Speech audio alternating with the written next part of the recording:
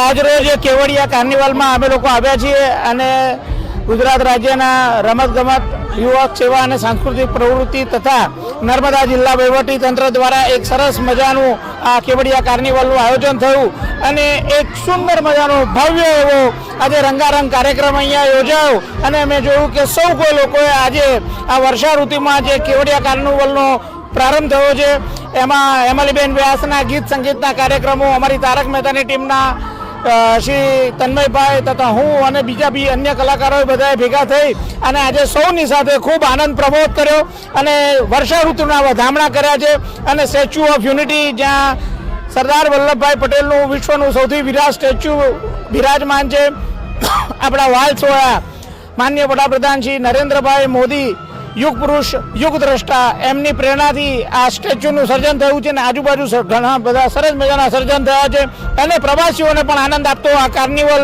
શરૂ થયો છે કેવડિયા કાર્નિવલ. આપ સૌ કોઈને પણ આ કેવડિયા કાર્નિવલનો લાભ લેવા માટે હું નમ્ર વિનંતી કરું છું. Thank you. અસ્તુ. કેવડિયા કાર્નિવલ ફેસ્ટિવલ જે યોજાયો પ્રોગ્રામ તે જોઈને આજે ખૂબ આનંદ અને ખુશી થઈ. મારા પરિવાર સાથે આવી હું આજે અને શ્રાવણ માસનો પહેલો દિવસ હતો આજે, તો ગરબાનો અને એનો રાસ ગરબાનો પ્રોગ્રામ હતો તે જોઈને ખૂબ ખુશી થઈ.